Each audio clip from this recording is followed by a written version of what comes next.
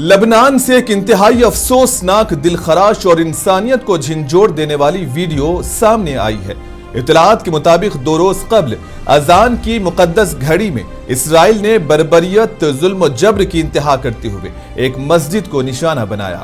اس سفاکانہ حملے کے نتیجے میں معصوم نمازی جاں بحق ہو گئے، جبکہ اللہ کے گھر کو بھی شدید نقصان پہنچا۔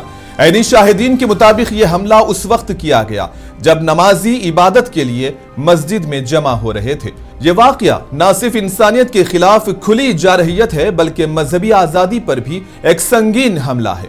علاقے میں اس وقت خوف و ہراس کی فضا قائم ہے، جبکہ زخمیوں کو فوری طور پر اسپتال منتقل کیا گیا، جس کے بعد ہر آنکھ اشکبار ہے اور ہر دل غم سے نڈھال۔ مقامی افراد اور عالمی حلقوں کی جانب سے اس بربریت کی شدید مذمت کی جا رہی ہے اور اسے کھلا ظلم اور ناانصافی قرار دیا جا رہا ہے۔ لوگوں کا کہنا ہے کہ اسرائیل کی یہ جارحانہ کارروائیاں خطے کے امن کو تباہ کر رہی ہیں۔ یہ واقعہ ایک بار پھر دنیا کے ضمیر کو جھنجھوڑنے کے لیے کافی ہے۔ اب سوال یہ ہے کہ آخر کب تک معصوم جانیں اس ظلم و جبر کا نشانہ بنتی رہیں گی، اور اب ایسے میں امن، انصاف اور انسانیت کے تقاضے ہیں کہ ایسے مظالم کو روکا جائے۔